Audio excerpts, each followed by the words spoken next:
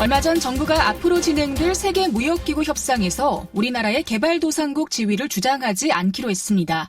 1인당 국민소득이나 경제규모 등 이제 우리나라의 수준이 선진국 반열에 오른 만큼 앞으로의 국가 간 협상 과정에서 통상마찰을 우려한 결정일 텐데요. 하지만 농업 분야에선 큰 타격이 예상됩니다. 특히 채소값 폭락으로 이어질 수 있어 강원도 농민들로서는 큰 걱정이 또 하나 생긴 겁니다. 어떤 점이 우려가 되는지, 정부의 요구하는 정책은 무엇인지 자세한 이야기 오늘 심층 인터뷰에서 알아봅니다. 전국농민회 총연맹 강원도연맹의 김덕수 사무처장과 전화로 연결합니다. 안녕하십니까? 예, 안녕하십니까? 네, 정부에서 더 이상 개발도상국 지위를 주장하지 않기로 했습니다. 네. 그동안 우리나라가 개도국으로서 어떤 특혜를 받아왔는지 궁금한데요. 네, 예.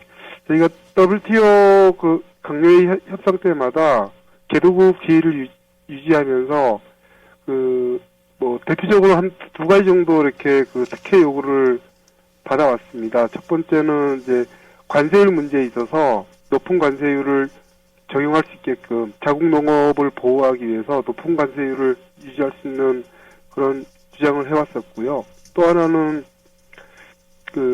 자국 농업에 대한 육성을 위해서 보조금 감축을 원래 WTO에서는 요구를 하는데 거기에 대해서 면제를 받는 그런 농업보호 육성 정책을 특혜를 좀 주장을 해왔습니다. 네. 사실 이 개도국 지위 포기 선언을 예상 못한 분들도 계셨을 것 같아요. 좀 갑작스럽게 이루어진 것 같은데요. 네네. 사실은 미국이 중국을 타깃으로 해서 압박을 벌여온 걸로 많은 분들이 봤거든요. 그런데 네네. 왜 갑자기 우리나라에서 개도국 지위를 포기를 한 걸까요?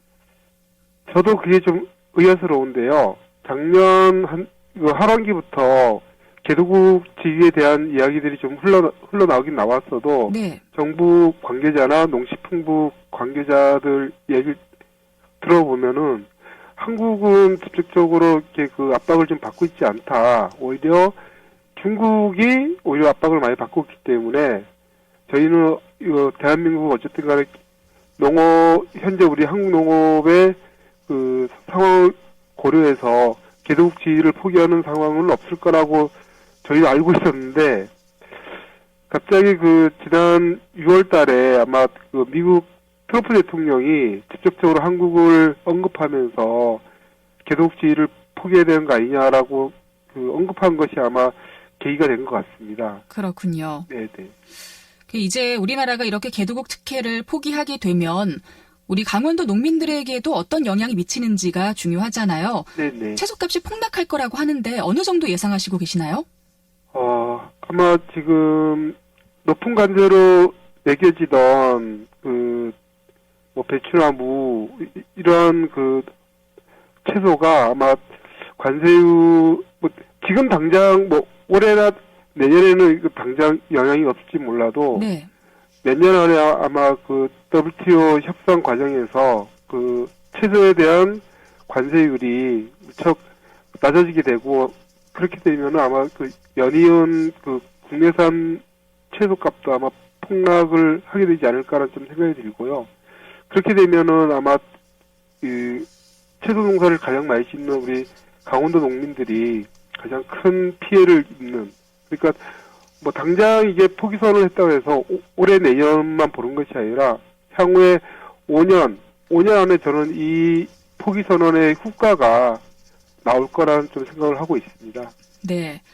그런데 우리나라가 WTO에 가입한 건 이미 오래된 일인데요. 네네. 그동안 농민 보호와 농업 경쟁력 확보를 위한 정책을 좀 꾸준히 펼쳐왔다면 지금 이런 혼란이 좀 없지 않았을까 하는 생각이 듭니다. 근데 아직도 세계적으로 우리가 농업 경쟁력이 부족하다고 하면 꼭 지금 정부뿐만 아니더라도 지금까지 계속해서 정부 정책이 뭔가 좀 문제가 있었던 건 아닌가 하는 생각도 드는데요. 어떤가요?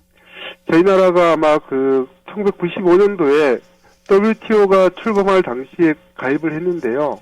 하고 나서 정부 정책은 딱 한 가지였습니다. 규모화. 세계 경쟁력에서 살아남기 위한 규모화 정책을 편 것이 전부였었는데요. 근데 WTO에 가입한 다른 농업 선진국들 보면은 전혀 그렇지 않았거든요. 오히려 규모화보다는 자국 농업의 특성을 잘 살려서 가족농, 중소농을 잘 키워내고 그리고 농업 농촌을 유지 발전하는데 정부가 어떤 그 도움을 줄까를 고민했다라면은 대한민국 정부는 역대 90년도 이후에 대한민국 정부는 오로지 세계 경쟁력에서 살아남기 위해서 규모화 정책으로 일관했던 게 저는 문제라고 생각합니다. 그렇군요. 네. 규모가 아니라 조금 더 특성을 살리는 농업을 펼치도록 정부의 지원이 있었어야 한다라는 말씀이시네요. 네네. 그런데 이제는 사실 앞으로가 더 중요하잖아요. 네네. 농민과 또 우리나라 농업 보호를 위한 정부의 정책이 좀 어떤 식으로 펼쳐졌으면 좋겠는지 반드시 필요한 부분이 있다면 말씀을 좀 부탁드립니다. 일단 그 문재인 정부가 3년 전에 출범하고 나서 뭐 다들 그 많은 농민들이 섭섭해하고 있어요. 그 가장 큰 이유가 뭐냐면은 농민들과 현장에는 그 농민들과 대화를 하지 않는다는 겁니다. 네. 그래서 과거에 이 정부가 했던 규모화 정책을 그대로 답습하는 것은 아닌지, 그리고 농민들의 가장 큰 어려운 문제인 농산물 가격 폭락에 대해서 정부의 대책이 전혀 없는 건 아닌지, 이런 것에 대해서 많이 이렇게 의구심을 갖고 있는데, 저는 어떤 농업 정책을 펴기에 앞서서 농민들과의 대화, 농민들과의 소통, 농민단체들과의 그 꾸준한 협력, 이런 것이 먼저 전제가 돼야지만, 그리고 신뢰 회복이 먼저 되어야지만 어떤 농업 정책을 펴더라도 같이 보조를 맞출 수 있을 것 같은데요. 현재 문재인 정부의 농업 정책을 보면은 과거 정부와 별반 다른 게 없이 일방적인 정부의 정책이 그대로 펼쳐지는, 그래서 현장에서는 거부되어지는 이러한 농업 정책으로 일관하고 있는 것이 가장 큰 문제라고 생각합니다. 그렇군요. 조금 더 소통하는 정책이 필요하다는 말씀 해주셨습니다. 네네. 자, 오늘 심층 인터뷰 전국농민회 총연맹 강원도연맹 김덕수 사무처장과 함께 이야기 나눴습니다. 고맙습니다. 네. 네, 일반적으로 우리가 스스로 우리나라를 개발도상국이라고 생각하지는 않으실 겁니다. 올림픽도 2차례나 성공적으로 치러내고 수출 세계 6위, GDP 12위를 달성했는데요.